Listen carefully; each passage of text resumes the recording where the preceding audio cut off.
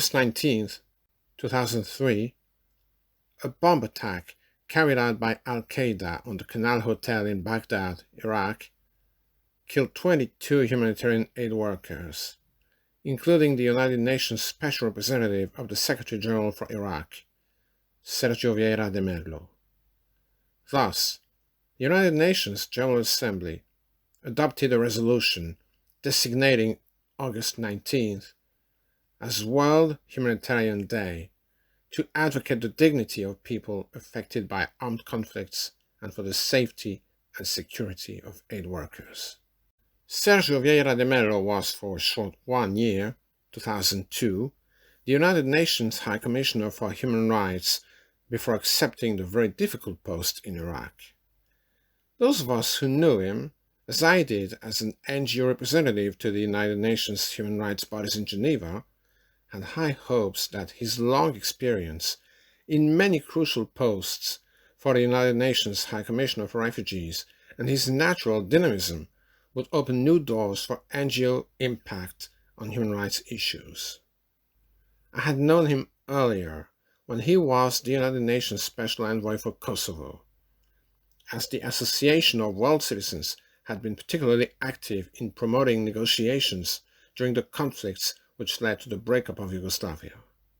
Sergio Vieira de Mello was in spirit a citizen of the world, having written his PhD thesis for the Sorbonne in Paris on Civitas Maxima, origins, foundations, and philosophical and political significance of the supranationality concept.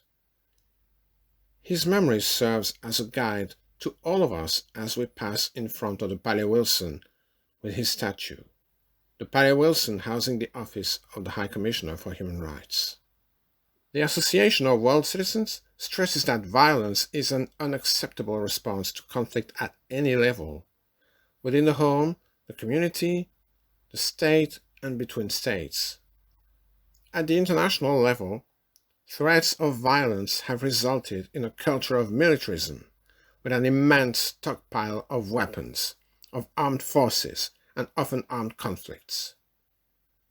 Fortunately, at each level, the local, the national, and the world level, there are dedicated humanitarian workers active for the emergence of a global ethic based on the unity of humanity.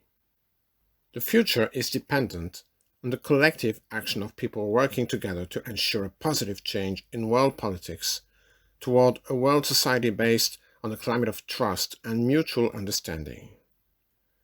However, a lack of trust among states and among peoples is one of the key challenges to peace building. Mutual misperceptions, divisive memories, and the inability to overcome historical legacies need to be addressed as they continue to feed into the spiral of distrust. Thus, the Association of World Citizens promotes the processes of reconciliation to break the cycle of enmity.